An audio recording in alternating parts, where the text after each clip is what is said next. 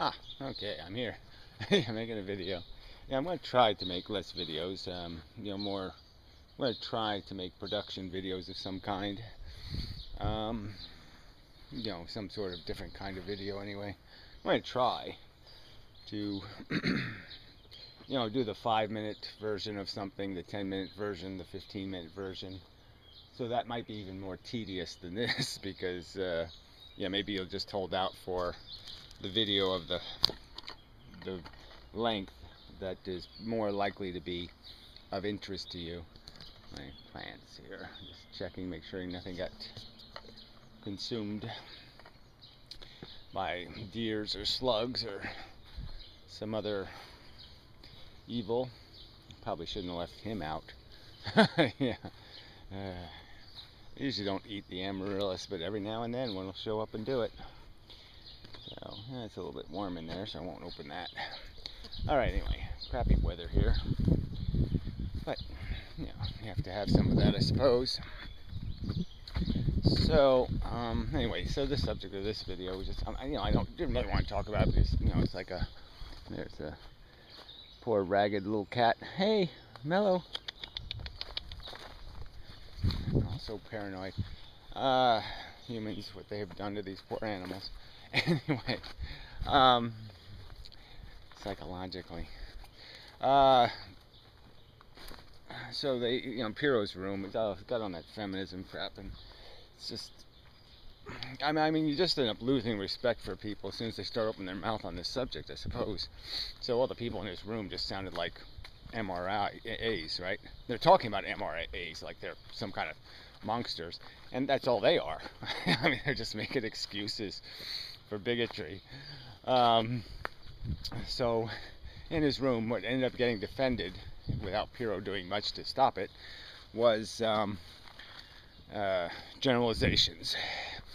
And that's exactly the point, though, of discrimination, is that generalizations are dangerous and they hurt people.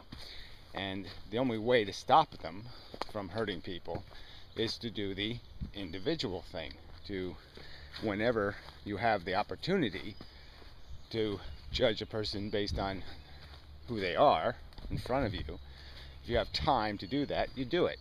Now, if you're in a dark alley and strange place, okay, and your life is in danger, then you're allowed to be a bigot. But that's it. You have to have an excuse not to do the individual thing versus the I'll just be superficial and call it a class. Like, I have long hair. Does that mean I do drugs? No. Somebody can find out. They can ask me, do you do drugs? And I can say, no. There. Problem solved. Because there's time. Your life isn't in danger. You don't have to exercise your bigotry. You can inquire with a few questions whether the person has character. And then you can judge them based on their individual character rather than your first impression that, gee, they're an asshole. So they don't even understand the nature of prejudice and bigotry and how it works its way, the laziness of it. That's the key word, lazy. And these guys are obviously lazy. They're all fat. So that also is an indicator. Right? Fat men talking feminism. Anyway. So the one guy was saying, so Piro didn't, like I said, he just didn't do anything about any of this stuff. So first he justified generalizations. Then these assholes are saying things like, well, women have to be held responsible, blah, blah, blah. And Piro made a lame defense, but it was just lame. These guys are just basically saying it's the woman's fault. So they should curtail their liberty. They shouldn't go for a walk in the woods like I'm doing right now. They're not allowed because this fat tub of shit will pass judgment. This turd will sit there and say it's her fault. She asked for it. It's so overtly wrong. Women should feel comfortable in our society. They should feel like they have the liberty to do things that men are able to do with liberty. have the freedom to do. And if we're not going to allow them to do it, well, then you're going to have to compensate and give them some other liberty. You're going to have to make an exchange of some kind. If you're going to say, well, we just can't do anything about that. Tough shit, you're too weak and pitiful, you have to carry a gun. Like I said, is that what men want? Do you want women to all be armed and dangerous? Is that going to solve the problem for you? You want them shooting men randomly in the woods? Well, he looked like he was going to rape me. Yeah, that would just be so fucking cool. Anyway, but clearly these men all have issues, real problems. That they think they have to even bother with this qualifying of a woman's right. A woman should have the right to walk naked and not be raped. That's just the truth. And we can have a society that makes that understood by kicking the shit out of the rapists instead of placating and saying, well, no, I'm against rape. Rape is wrong, but women is wronger. Women being free is wronger. Women feeling uninhibited by our threat of rape, that's wronger. Yeah. Women should always be afraid of men. So anyway, now on the other side, obviously I don't go for this whole feminism crap where there's feminists who don't even have it. They have no clue what a penis is. They don't understand the concept. So they have wacky ideas about some kind of, they want to neuter civilization. And that's just silly, in my opinion. I mean, that's just it's almost the same kind of syndrome. They don't have a penis, so they want to cut everybody else's off. But really, that's all this takes is a little bit of rationality to realize I'm not going to blame all feminists, just like I don't blame all black people, that, many black people are assholes. Well, gee, that doesn't matter. Just because many feminists are assholes doesn't mean feminism is wrong. Kill the feminists. But anyway, it was just so, whatever. They'd probably have a word for that kind of shit where, a bunch of douchebags pretend they're moderates, by comparing themselves to lunatics. Yeah, absolute lunatics. But they're not fair or moderate at all. They are part of the male problem. I mean, as soon as a man starts, making judgments about, like I said, simple equalities, like women don't have a right to get drunk because they can get raped. I mean, the hypocrisy is just so obvious that men can't realize that, that's a problem in a predator-prey kind of relationship. And it's just a huge double standard to say. And it's just, again, I'm almost arguing from a misogynist point of view, from the real man point of view, in the sense that these asshole men are essentially trying to burqa women. I mean, that's the irony of it. They want to create more women who show up at the bar in a gang with her friends. I mean, Piero was right about one thing. I mean, once you do that to women, once you make them feel secure in their gang, then you have to befriend their whole fucking gang to ask a woman out. Then you'll never get laid because she always has to go somewhere with one of her dopey friends. It really gets pretty, that's the last thing you want a woman to be, is completely dependent on a bunch of other women to live their lives. I mean, if you're a man interested in having sex.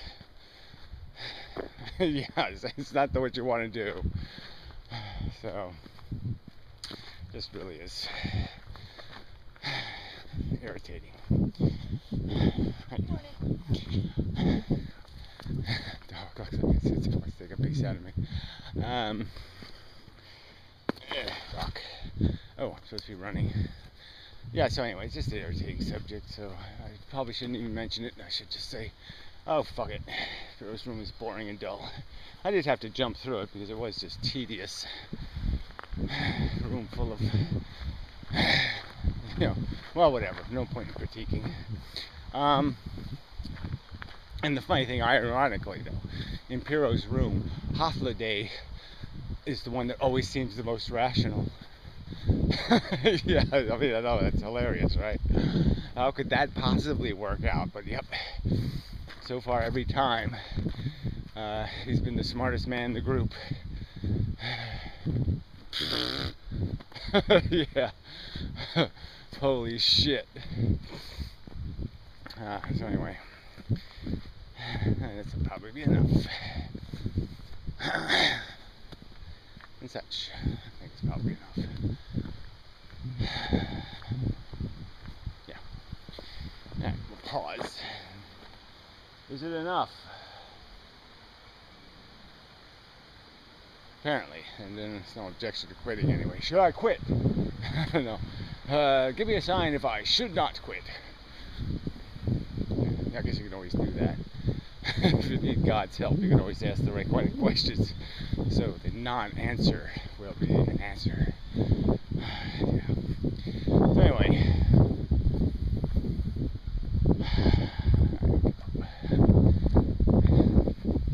Well, whatever. So, progressing to the new progress. I'm on the road. I mean, yes, it looks like the same old crappy road. Yes, okay, so it's very similar, but it's going to be totally different any day now. I'm working on it. Till next time. Ah, videoing again. This looks like it's going to rain on me, though. Anyway, yeah, I wasn't going to add anything, but I decided to add something. I believe this subject was feminism. Well, fuck that. Just reality, a subject of reality, and people, and this idea of this blaming thing, this whole whose fault is it? Who crossed the line first? Who offended who first? Just this whole inability to get along with people, and like I said, I'm finding that out. Wikipedia, because it's now just a war between personalities, and they just will. I mean, they're so pissed off that they're just they're gonna try anything they can try, so I don't win. They have to try to defeat me, and it's just a personal thing. And it kind of gets like that between men and women, right? It's like this argument isn't about what's the truth of our circumstances. It just becomes you're part of the club, right? It's just a club war, but it's a tribal thing. It's a gang war, and you can just see that is the mechanism, and it just becomes a thing where find any mistake they make and capitalize on it, jump all over it, get them, and ignore when something reasonable is done or something blah blah blah. Yeah, ignore all that and just focus on. Find the weak link, find the weakest player, and like lions, go for it. Capitalize, exploit that. And it's just this is such obvious just psychology, and again, it's like the human race just will not deal with psychology. It won't deal with the fact that these are things we should know about each other. We should know about how this starts, and but there's no willingness to put this on trial in a way. It's like they just don't. They never have. Like they don't convict people of perjury near enough, right? I mean, there's people who lie in court all the time, and they get away with it. And it's just it's like the biggest crime you can commit. It's like in a way, because it just breaks the system. It breaks the game. It's a game breaker. And in arguments, these people, these hypocrites, they will, use all kinds of language, words describing you or what you believe in or what you care about. and they'll find all kinds of ways to basically say your kid is ugly or your wife's a slut. And because it's because they don't say slut, they say she sleeps around profliferously or some kind of bullshit like that. They don't think they've insulted you, but they know they have, and they're just pretending it's not an insult because it's not vulgar, because it's not as plain as "fuck you, asshole." Because it's not that honest. They pretend like they're innocent. Oh, I'm innocent. I didn't say anything to impugn your intelligence or insult you, and it's just such bullshit. And there should be some way to, there should be a court, system, a system where you just go through this hierarchy, and there's no way it can fail. In a sense, like the truth will be found out. You're just not going to let it go. You're not going to just let it slide, and you're gonna beat it. With going through it all until you get an answer, because there is a truth, there is a fact about who started it. And that's a fact. It does exist, and who's playing the game fair and who's not, and it's like Thunderfoot's propaganda videos. He's not making an argument in defense of men's rights.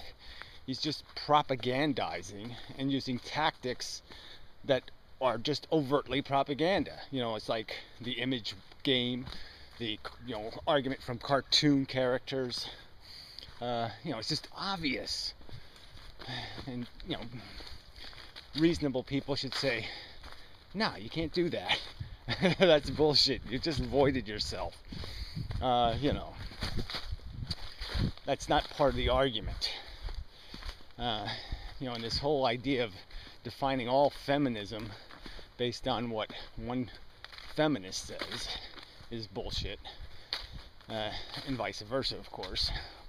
But yeah, it's just such a toxic and corrosive and pointless way to have discussion, because we don't have the arena.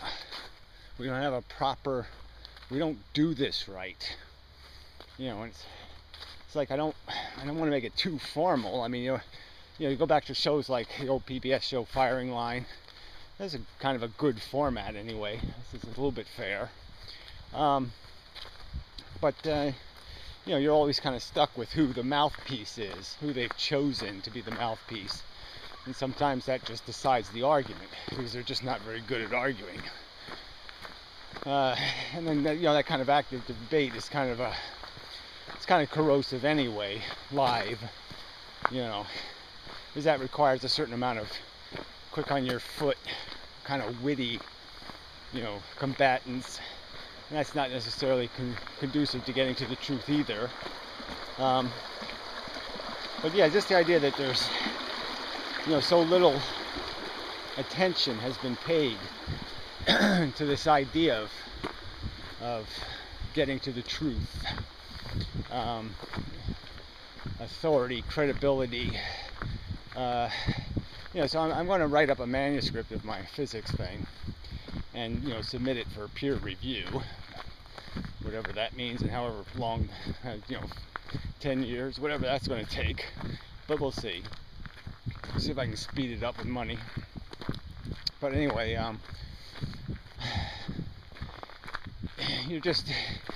this should already be in place. There should already be a mechanism, that's just a standard one, a public one, especially in the sciences.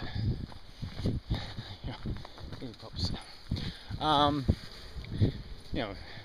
so there shouldn't be this obligation to go to these capitalists and say, "Hey, capitalist, can you sell this idea to the public? Can make money on it? It'll be good for publication. Is there enough blood and guts on it? Can we make it exciting enough? Fuck whether it's the truth or not, right?" And that's really not how science should work. Science should have its own institutions of peer review. Those disciplines that are independent of universities and which one you went to and all this other kind of crap, all this proprietary nonsense. There should just be foundational institutions devoted to the process of vetting, allowing people to submit a kind of a copyright, an idea, whatever, I don't know what the right word would be for it, a precedent, and establish that, okay, let's argue this. What are the flaws, where are the failures, and how catastrophic are they? And this should be done in some atmosphere that isn't tied to what's in it for me. How much money can I make off of it? This seems obvious. Well, anyway, that's probably another subject, but I just mean it's just one of those glaring things that's just missing in the world, is this kind of thoughtful analysis. And it's like even things like so much of our culture exists in this hypocrisy and duplicity, because no one will just point out things like, you're killing kids for the game of football, you're paralyzing children for the Super Bowl. No, you're not that stupid. No, you're really not, are you? Come on, we can't live without this nonsense. People can't find some other soap opera to watch than one paralyzing kids. Come on. That kind of thing. These should be public discussions, where people have to, make some kind of rational arguments defending what is obviously bad logic. There should be some sort of Mr. Spock award, that the government gives out or something, some kind of sanction like that. Like in Britain, they give out these lordships. Well, there should be like a Mr. Spock award for people who, say something fundamentally logical for the betterment of humanity. Point out some fundamentally illogical thing that exists in our social structure that needs rectifying. Let's call it the Mr. Spock Award. Funny that Mr. Spock wasn't a doctor, but I guess that would conflict with Dr. McCoy. But he seems like Mr. Spock probably has many masters and doctorates and all that stuff. It should be like Master Spock. Yeah. Anyway. Yeah. So, I was supposed to run and I didn't do it. Once again, failure on my part. So, yeah, I think that's it. Yeah. I'm going to take a little jog, maybe. Short one. So, till next time.